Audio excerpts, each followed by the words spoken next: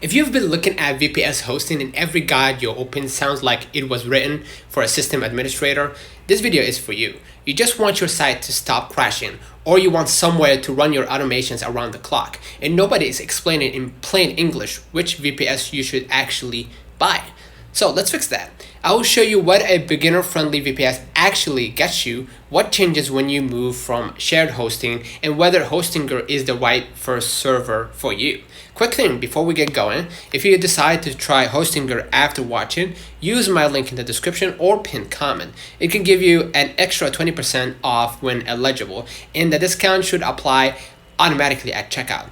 If it doesn't show up, the code is TFSWISLAM404. Now, here's where most people are before they make this jump. You're on shared hosting. It was cheap. It worked fine for a while, and then things started getting weird. Pages take several seconds to load. You get emails about resource limits whenever your site gets a little more traffic. You try to install something, and your host tells you that you can. And then there is a second version of the problem that's becoming much more common. You built something with, for example, Nighten, right? Or N8N. Maybe it's an AI agent, a lead scriber, an automated reporting system, or a workflow that handles your emails. It works perfectly on your laptop. Then you close your laptop and it stops. So you look at a cloud service and suddenly you're paying a monthly fee for something you already know how to build yourself. So that's where VPS starts making sense. But then you hit the third wall. You find a cheap VPS provider, you sign up, and you're handed a blank Linux server with a terminal window staring back at you. No obvious setup, no friendly instructions, just commands. You have a server for the price of a sandwich and absolutely no idea what to type. That's where a lot of beginners give up. Hostinger's approach is basically to sit somewhere in the middle. You still get the power and flexibility of a VPS, but the setup is designed to be much easier for someone who isn't a system administrator. So let's talk about what actually changes here. Not the feature list, the results. First, your project stops competing with random websites for the same resources. On shared hosting, you are sharing a server with other customers. If another site suddenly uses a lot of resources, that can affect the environment you are working in. With a VPS, you have your own allocated resources. You get your own CPU and memory allocation, along with much more control over what runs on that server. Alright? That makes a huge difference when your site starts getting more traffic or your applications need consistent resources. Second, you can run automations around the clock. This is one of the biggest reasons beginners are looking at VPS hosting in 2026. For example, if you're using Nighten, right, or N8N, Hostinger offers templates that can simplify the installation process. Instead of manually setting up every component from scratch, you can use a guided setup and get your automation environment running much faster, right? And once it's running on your own VPS, your workflows can continue running even when your computer is switched off, right? Think about what that unlocks. You could have an automation monitor information and send you a report every morning. You could automatically follow up with leads. You could connect different business tools together. You could even run AI-powered workflows continuously. And you're paying for the server resources rather than paying separately every time a workflow runs. Third, you can put multiple projects in one place. With shared hosting, you often think in terms of individual websites. With a VPS, you're thinking about servers as your own piece of infrastructure. You might have your own main website, a landing page, a staging environment, a client project, and an automation stack, all running on the same server, as long as the server has enough resources. That can make the economics much more attractive for freelancers and small agencies. One server can support multiple projects instead of paying for completely separate services for every little thing. Fourth, you don't necessarily have to become a sysadmin, right? And this is what makes the difference between a VPS that's merely cheap and one that's actually beginner friendly, right? So basically, what it means is that like this makes a lot of difference between VPS that actually cheap and a beginner friendly, because Hostinger provides a management interface that lets you handle many common tasks without living in the command line.